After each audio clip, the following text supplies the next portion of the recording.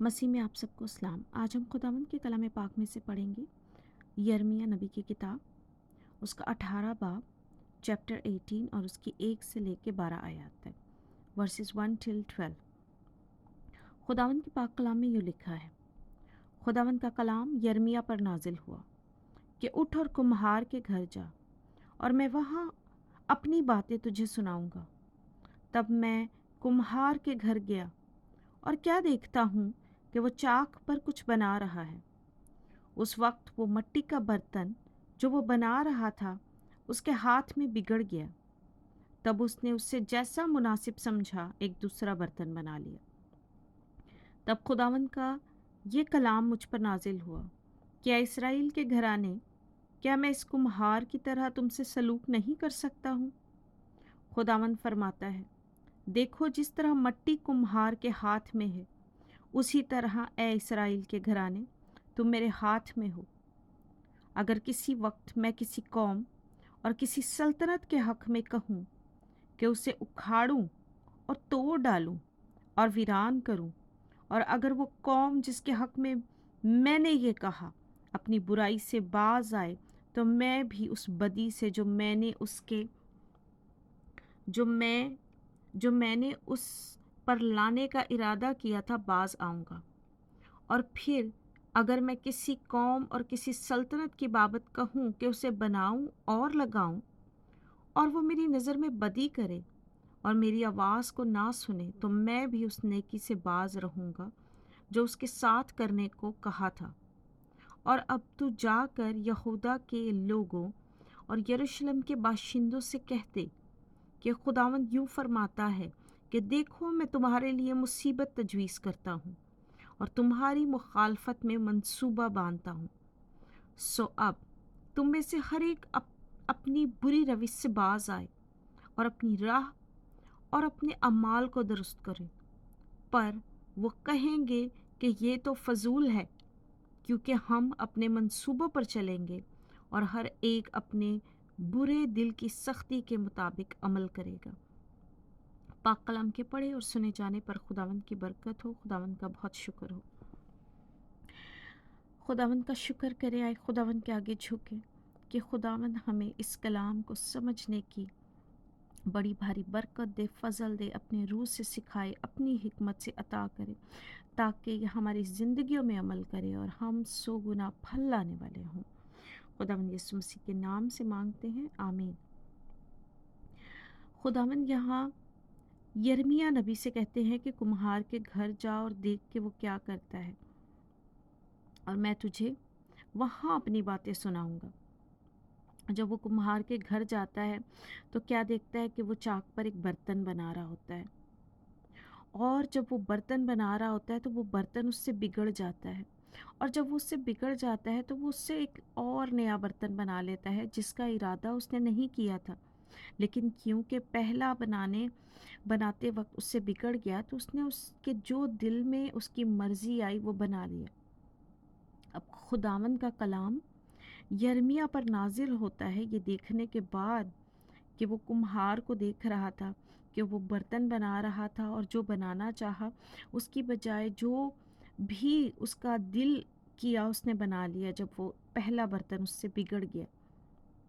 सो खुदावंद फरमाते हैं यहाँ पर यिर्मयाह नबी से कि ए इस्राएल के घराने, क्या मैं इस कुम्हार की तरह तुमसे सलूक नहीं कर सकता? बेशक खुदावंद हमसे जो है किसी भी किस्म का सलूक करने की कुदरत रखते हैं, और हम उसके हाथ में उस कुम्हार के बर्तन की तरह हैं। यहाँ ये कलाम इसराइल के लिए नाजिल हुआ था जब इसराइली कौम खुदावंद से भटक गई थी, खुदावंद से दूर हो गई थी, और खुदावंद उनको असीरी में लेके जा रहे थे, और खुदावंद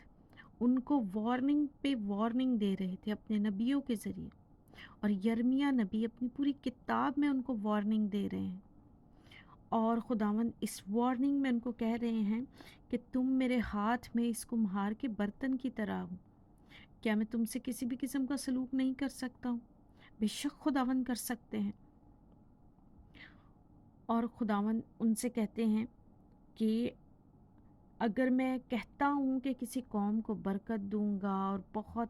اسے لگاؤں گا، اسے بناؤں گا، لیکن وہ بری روشوں پہ چل پڑتی ہے اگر، اور وہ میری نہیں سنتی،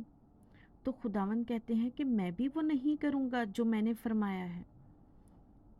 جو میں نے ارادہ کیا ہے کہ میں بھی ان کے ساتھ نیکی کروں گا، میں اس نیکی سے باز رہوں گا۔ خداوند اپنے ہاتھ کو تھوڑی دیر کے لیے روک لیں گے تاکہ وہ قوم اپنی شرارت سے باز آئے اور واپس خداوند جو چاہتا ہے وہ کرے، اور خداوند کا ارادہ وہی قائم رہتا ہے۔ خداوند وہ برکتیں دینا چاہتے ہیں، خداوند اسے لگانا چاہتے ہیں، اکھاڑنا نہیں چاہتے، لیکن خداوند اس وقت کا انتظار کریں گے کہ وہ قوم اپنی شرارت سے باز آئے تاکہ خداوند جو برکتیں اس کے لیے خداوند نے لکھی ہیں وہ ساری اس کو دے۔ خداوند کہتے ہیں کہ اگر میں کسی قوم کے لیے برائی کا سوچوں کہ میں اس کو اکھاڑ دوں گا اور اس کو برباد کروں گا، لیکن وہ اپنی شرارت سے باز آ جاتی ہے، تو میں جو ہے وہ برائی جس کا میں نے ارادہ کیا ہوگا میں اس سے باز رہوں گا، کیونکہ وہ قوم بدل گئی ہے، اور جب وہ بدل جائے گی تو وہ نیکی کی طرف آ جائے گی اور اپنی بری روشوں سے دور ہو جائے گی۔ خداوند رحیم ہے، وہ معاف کرنے والا خداوند ہے،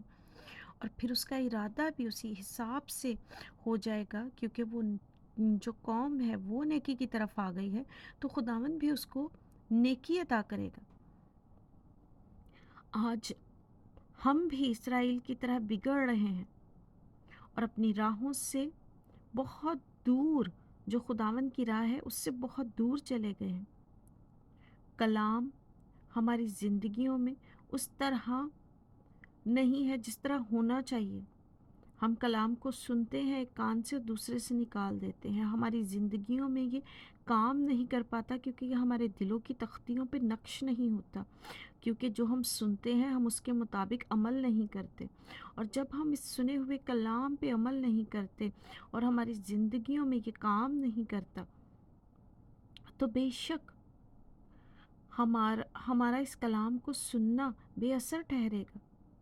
کیونکہ خداوند کا کلام سننا اور اس پہ عمل کرنا بہت ضروری ہے، کیونکہ ہم اس سے محبت کرتے ہیں۔ اس سے زیادہ خوبصورت چیز کیا ہوگی کہ ہم اس ہستی کو خوش کرنے کی کوشش میں ساری عمر لگے رہیں جس نے ہمیں بنایا ہے، جو ہمارا کریٹر گاڈ ہے، حالانکہ ہم اس کے لیے کچھ نہیں کر سکتے، وہی ہمارے لیے سب کچھ کرتا ہے، وہی زمین و آسمان کا خالق ہے، اسی نے اپنے بیٹے کی قربانی سے ہمیں بچایا ہے، نجات دی ہے، تو کیا ہم صرف اس سے محبت نہیں رکھیں، اس کے اس حکم کو نہ مانیں کہ اپنے پورے دل، پوری جان اور پوری عقل سے اس سے محبت رکھیں؟ خداوند جو ہے یہاں کہتے ہیں کہ اور اب تو جا کر یہودا کے لوگوں اور یروشلم کے باشندوں سے کہہ دے کہ خداوند یہ فرماتا ہے کہ دیکھو میں تمہارے لیے مصیبت تجویز کرتا ہوں، تمہاری مخالفت میں منصوبہ باندھتا ہوں۔ خداوند یہاں یرمیہ نبی سے کہتے ہیں کہ تو جا اور ان کو بتا دے کہ میں جو ہے برا منصوبہ باندھ چکا ہوں تمہاری ہی برائیوں کی وجہ سے، تمہاری ہی جو ہے بے قدری کی وجہ سے، اور تمہارے دوسرے معبودوں کی طرف جانے کی وجہ سے، تمہارے کلام کو نہ پڑھنے اور نہ عمل کرنے کی وجہ سے، کہ میں تم پہ مصیبت لاتا ہوں تاکہ تم اپنے اعمال کو درست کرو، تاکہ تم اپنی بری روش سے باز آؤ۔ لیکن خداوند جو ہے اسی کلام میں کیا لکھا ہے، پر وہ کہیں گے کہ یہ تو فضول ہے، کیونکہ ہم اپنے منصوبوں پر چلیں گے اور ہر ایک اپنے برے دل کی سختی کے مطابق عمل کرے گا۔ لیکن انہوں نے کیا کیا؟ انہوں نے اپنے ہی دلوں کی سنی، انہوں نے کہا کہ یہ تو فضول باتیں ہیں جو یہ نبی بیان کرتا ہے۔ یرمیہ نبی جو بھی خداوند کی طرف سے کلام لے کے جاتے تھے، لوگوں نے ان کو نہیں سنا، یہی وجہ تھی کہ قوم اسیری میں چلی گئی۔ آج ہم اپنی روشوں کو بھی دیکھیں کہ ہم کہاں پر کھڑے ہیں، کیا ہم بھی تو اپنے خداوند سے دور نہیں، اس کے کلام سے دور نہیں؟ خداوند اس سے پہلے کہ اس کا قہر ہم پہ بھڑکے، اس کی شفقت بے پناہ ہے، اس کی محبت اس کے قہر پہ بھاری آ جاتی ہے۔ آج ہم اس سے معافی مانگ لیں اور اس کے بیٹے کے لہو سے اپنے جاموں کو دھو لیں، تاکہ وہ ہمیں ہمیشہ کی زندگی کے لیے قائم کرے، اور ہم وہاں نہ جائیں جہاں رونا اور دانتوں کا پیسنا ہے۔ خداوند اس کلام کے وسیلہ سے مجھے اور آپ کو بڑی برکت دے، آمین۔